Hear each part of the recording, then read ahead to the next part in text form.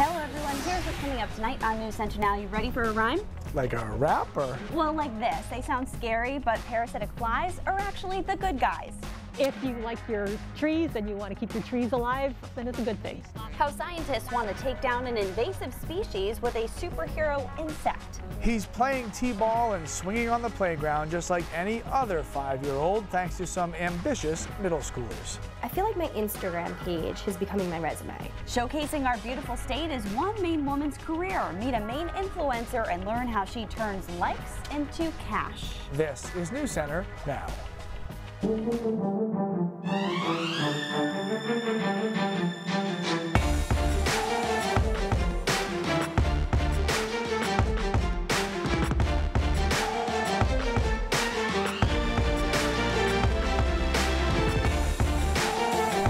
There's another invasive species destroying Maine's ecosystem, but scientists think they know how to stop it. Hi, everybody. I'm Lee Goldberg. And I'm Lindsay Mills. We've heard of the brown-tailed moth destroying trees and driving mid-coasters mad with their itchy fibers. Then there's the short, stubby red seaweed threatening our kelp industry and ultimately our fisheries. But winter moths are responsible for killing oak, maple, and apple trees for years in Massachusetts, and they have recently spread into Maine. Chris Costa shows us why the Maine Forest Service is using a natural remedy. No, it just wasn't what we were used to seeing. By early May, Lisa Henderson usually sees leaves on the oak trees in her backyard, but not this year. It was just weird that all of a sudden there were no leaves. Everything was bare. Still something kind of new that we're figuring out. The Maine Forest Service says the winter moth is responsible. These are the ones that are eating the leaves, killing the trees. Winter moth caterpillars kill thousands of acres of oak trees in other parts of New England, and now Maine, hurting the ecosystem. They only live for about 2 weeks or so. The solution? A different insect, parasitic flies, Sizenis albicans. I mean, this is the thing that eats you alive from the inside and then bursts out of your body. It's not a good thing if you're a winter moth. The flies lay their eggs on the leaves of trees. Winter moth caterpillars eat the leaves with the eggs, and then the eggs will hatch inside the caterpillar, and then they grow inside the caterpillar, sort of like alien. That will take care of it. Forest entomologists like Colleen Tierling buried 1,300 of these winter moths that had the flies' eggs inside them in Lisa's backyard so they could mate. Wednesday, they released those newly hatched flies to combat the winter moth. No, I thought it was kind of cool. It's better than using pesticides. You know, there's a fair number here. So that's helping the larger environment through a tiny insect. In South Portland, Chris Costa, News Center, Maine.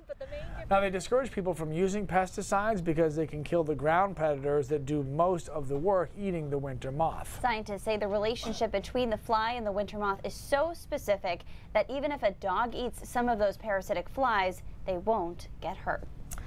Alrighty, your dog may be out and about a little bit more as the weather continues to trend towards summer. I'm loving this weather, Keith.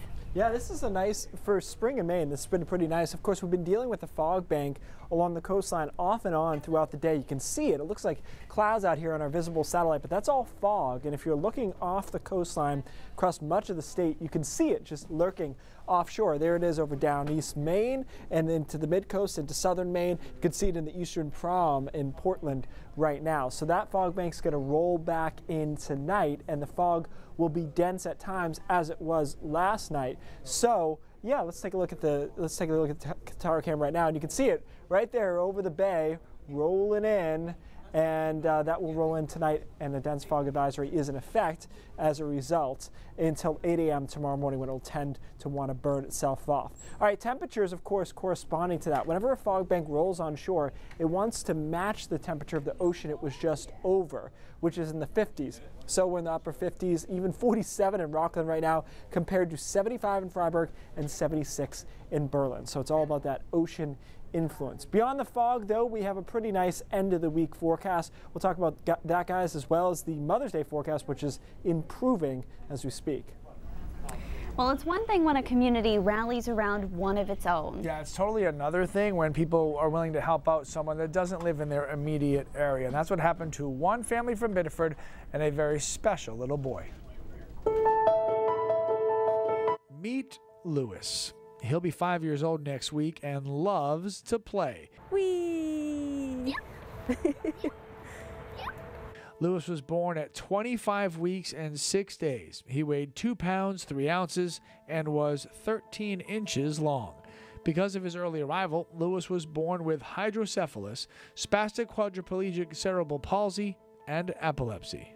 Even though they don't live in the town, his mother Angie was asked to come to Sanford Junior High School last Friday to speak about the school's kindness program and giving back. My Instagram has a large audience of people all over the world, so I'm used to different people from other places liking him and asking about him and wanting to know more about him. What really happened was the school had chosen Lewis to be the beneficiary of its Pay It Forward program. 1 month of fundraising led to thousands of dollars and some life-changing gifts for Lewis. He received an iPad, an Upsee, which allows him to walk with an adult, a go-to seat so he can sit on a regular chair or on a swing like this one, as well as other gifts. Wanda Parent is the one who nominated Lewis. When they brought out the Upsee, Andrew said my son's going to walk because this device enabled him to play Little League, to play T-ball. It was very, very overwhelming. I cried. Everybody did. It was awesome. It's good to see that other people love your child as much as you do. And that love for Lewis is apparently contagious. He is. He's an awesome kid. Everybody that meets him falls in love with him. Huh, Lewis? Mwah. I love you too, buddy. Oh, Lewis. At some point, Lewis's family is hoping to have enough money to buy a handicap-accessible van, and that would be fantastic. I had the best time with this little boy today. My cheeks were killing me from just smiling. He was just, she's right. When you meet him, you fall in love with him. And you won't forget him. Oh, no. He'll stay with you yeah, always. He was great. Yep. Oh, all right, Lewis. Well, after surviving years of hard labor in North Korea, 3 American men are home safe. How the Trump administration negotiated terms of release next. And I usually just manually edit them myself, depending on the light. A social media platform is big business for one Maine mom, an influencer sharing her tricks of the trade. That's coming up straight ahead. News across the world. Now, North Korea released 3 Americans from brutal work camps. The men were detained starting in 2015, each convicted of anti-state offenses by the communist regime. Their release is seen as a goodwill gesture by Supreme Leader Kim Jong-un ahead of his diplomatic talks with President Trump. And the 3 men flew back to the States with newly appointed Secretary of State Mike Pompeo, who went to North Korea to negotiate terms of the landmark talks. A date and time for the meeting has been set, according to President Trump. He didn't say when and where he would sit down with Kim Jong-un, but did say the meeting would not happen on the demilitarized zone, the area separating North and South Korea. Meanwhile, Pompeo's proposed replacement as CIA director was on the hot seat during her confirmation hearing. Gina Haspel was harshly questioned about her intense interrogation techniques at secret CIA prisons. Haspel assured lawmakers that she would not support torture at the CIA. If confirmed, she would be the first woman to lead the Central Intelligence Agency. A picture on our website has a lot of you guys talking today. In fact, it was our #1 trending story, but the picture may actually upset some viewers as well. This is the aftermath of an incident in Atlanta where a delivery driver says she used her keys as a weapon of self-defense. The DoorDash driver says this man asked her to walk into his apartment and put the food on his table. When she tried to leave, she says he grabbed her by her religious headscarf, knocked her over, and tried to choke her. That's when she repeatedly struck him with her keys. This man was charged with attempted battery. And most of you are praising the delivery driver. Vicky says, great job, Sista. This lady needs to offer a self-defense class. Jamie says she takes a friend with her on deliveries because she's afraid of attacks. And Lorraine says it's good to know she never thought of a key as a form of protection. Well, and it obviously works. Police do recommend keys as a weapon for self-defense. A public information officer for the state of Maine says keys are not only a ready-made defense tool, but most modern car keys also have a panic button, so it is a weapon and it is an alarm. How about this? Thousands of dollars in scholarships and school funds. It's all thanks to this doodle. A kid from Maine could win Google Drawing Contest. And if you're making last-minute plans for Mother's Day, you will want to stick around for Keith's forecast. That is very clear. The Keith, well, okay, what is that? It looks like a hamburger. What's going on? The life of an influencer, it sounds pretty lavish, but as it turns out, it takes a lot of hard work and dedication. An influencer is someone who makes money for posting to social media. And it's a full-time job now for Kennebunkport's Stephanie Stellwagen, whose content is grabbing the attention of people all across New England and beyond. I always loved photography and taking pictures and traveling. Search Steph Stell on Instagram and you'll find a bright coastal chic grid of pictures from Stephanie Stellwagen. I just started posting pictures, pretty pictures, things I liked, and it just started evolving. But it's taken a while to grow to the place that I'm at now. With over 10,000 followers, this mom, wife, and blogger appears to have mastered what it means to have a personal brand. When we were on vacation, somebody says about Pippa, "Oh, that's the Instagram baby." And I'm like, oh no. She worked for years in marketing on Wall Street. Basically just want to brighten this photo up. Then traded in the hustle and bustle of the city for breezy beach days in vacation land. Just yesterday when I was driving up here, going over that bridge, I love how tall the trees are in Maine. Sounds like the life, but Stellwagen says it's not as easy as it looks. The biggest misconception about bloggers is that they have this cushy life and they're stay-at-home moms, and I have to say, every blogger I know works so hard. It's a lot harder than I thought.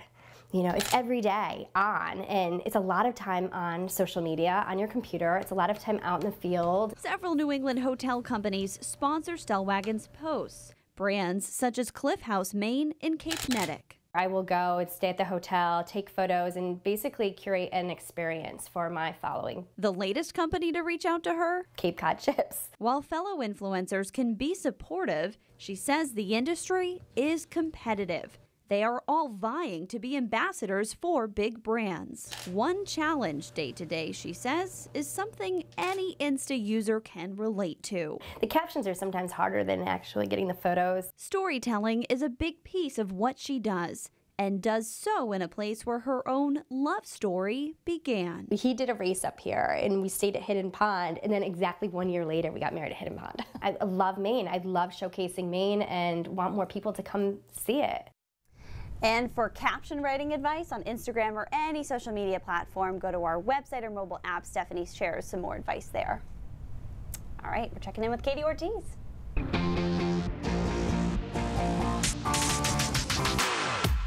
We see all kinds of Google Doodles on the search engine's homepage, but a Portland High School sophomore could see his own doodle on the page with your help. Will Gordon is the state winner of the Doodle for Google contest with this beautiful watercolor rendition of the logo. Now his room is full of his original masterpieces and dreamy illustrations. And the craziest part about all of this is that he picked up the hobby just 3 years ago and just knocked it out of the park after some practice. Now this is his first contest entry, and Will had a specific theme in mind for his doodle submission. When you're like walking around the forest, or if you live by the forests, there is a sensory overload. There's so many things going on, like from rushing water or like birds chirping. There's also a lot of things to see, so I wanted to get that across with the drawing, so every time you look at it, there's something different you see. Now the grand prize is a $30,000 college scholarship and $50,000 in technology for the winner's school. You can find the link to vote for him on our website, and you have until May 18th. And if you're not impressed yet, Will is also working on a children's book. The theme, try again. How cool is that? He's a little, oh my God, he's such a sweetie and just so humble. talented. And he really just was talking about it like he really wasn't all this great. He was like, yeah, I just do this, and we have this and that and the other thing, and I felt like it was in a children's book, so it's fitting that he's making one. Time to go home and tell my kids they're underachieving, so that's great. Thank you. That's great, Katie. They'll be real happy with your story. Alrighty. Some of us woke up to an eerie scene this morning when cloud banks were thick.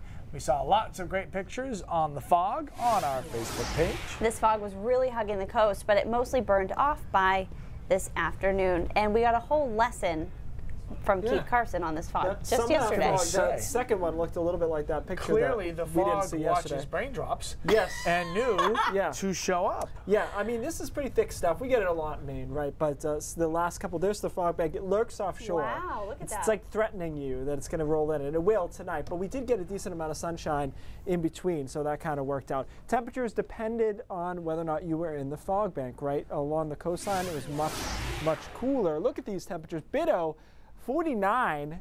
Freiburg 75, Bethel 75, so a huge swing there. Over 25 degrees, that's a pretty big swing. Over down East Maine, the same deal. Bar Harbor sitting at 56. You had inland, Millinocket 77 degrees, so there's some big swings in there.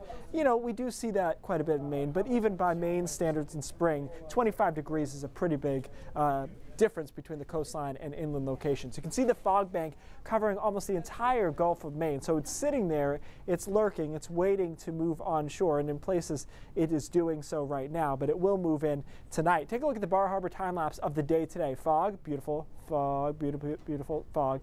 Goes back and forth so quickly in the last couple of minutes here, rolling back in to Bar Harbor. So we have a dense fog advisory in effect. Interestingly, they don't issue these as much as you would think in Maine because, again, it needs to be a certain level, certain visibility under a quarter of a mile, and it has to be a relatively large spatial area. We'll see that tonight over the mid-coast and southern coastal Maine. So that's the big feature tonight. Tomorrow morning we'll deal with it. It'll burn off eventually. And then the middle part of Thursday is pretty good after an early shower over down east.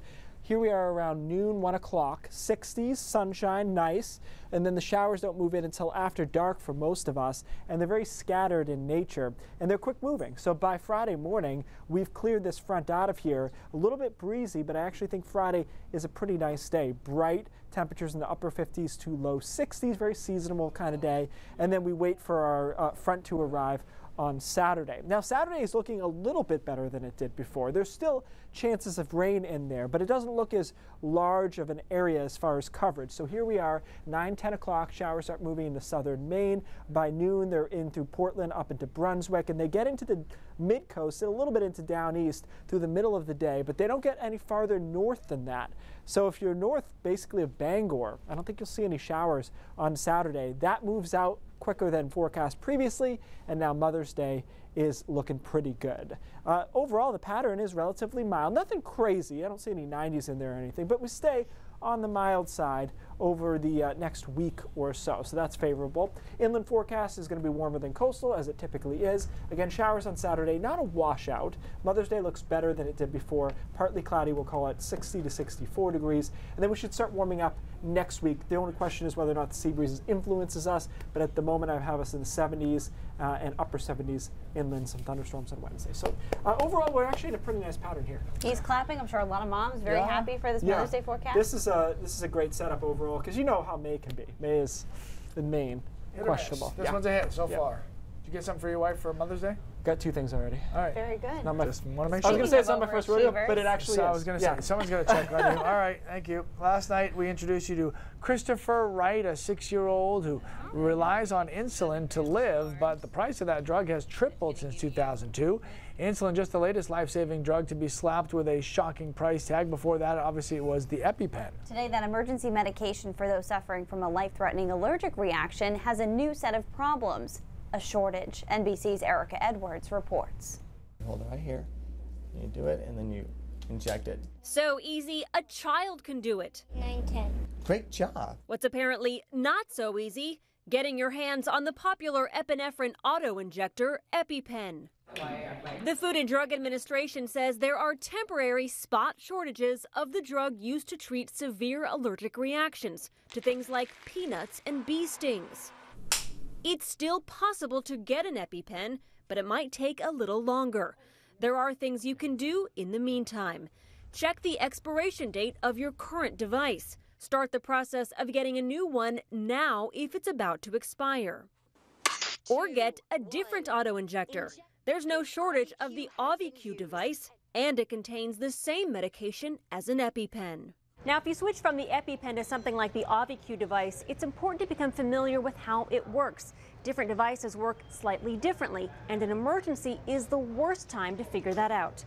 Erica Edwards, NBC News.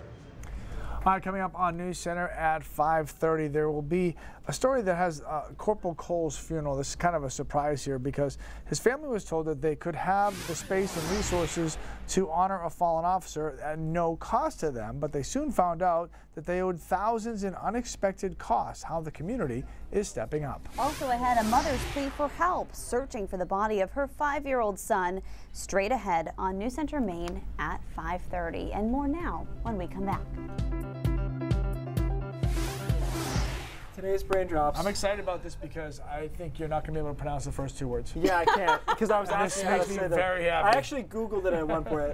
Litla Demande? I don't know. It's an island. It doesn't matter. It's tiny. Okay. And I'm going to show you where it is in a second. I just want you to note this cloud here. It's called the lenticular cloud. And this island, I saw this today, that it basically gets this cloud quite often. So lenticular clouds are something you see in the mountains of Maine quite a bit, and we're going to talk about how they form. First, though, let me show you where this island is on the map because I had to look on Google Maps because I'd never heard of it. Okay, so here we are with Iceland. There's the UK, there's Norway. So it gives you an idea. It's all by itself. And this is important when we talk about how lenticular clouds form. So yesterday, more props. Yesterday, class. Oh, sorry, watch your mic back there. I know. We learned, my mic's on the ground. We learned how fog forms, right? We talked about the picture that was sent in and how you have to get the temperature and dew point to the same level to have fog. Well, the same thing is true with clouds because fog is basically a cloud that's at the lower levels. So look how close this is to that picture. Come on. Come on, I can win a doodling contest. No? Oh, so it's not a burger, it's an island. It's not a hamburger. It's the island. I thought that was lettuce. Okay. So what happens with lenticular clouds, and in this particular case what's happening, is basically the air is literally being forced up over the island or sometimes the mountain, as you see in Maine. And so as the air is rising, it's getting cooler. So the temperature is 70 here, 67 here, 65 here. All the while, the moisture content of the air in that layer is remaining the same. So it's pushing it up, cooling it. Now the temperature and dew point are the same. It can condense into fog / a cloud on top of the mountain. However, when it goes back downhill, that's a drying action. So now it starts drying out and getting warmer, and now the cloud is gone. So again, you can see these in the mountains of Maine sometimes. They're not quite as pronounced typically, but you'll see this little cap on mountains, and that's a lenticular cloud, which is what this island has. So it's all about that, and that's why, by the way, a downsloping wind, as I call it, is a great wind direction for the coast because the air is drying as it comes down the hills from the mountains of Maine into the coastline, warming, drying, good stuff. Keith, if I was on an island like that, I would be on cloud 9. So this to me, cloud 9. Maybe like I'm still going to call it a hamburger cloud. Like if this. you see the hamburger cloud, send it in. I worked really hard on News Center that. 5:30. All of the markers. Right now.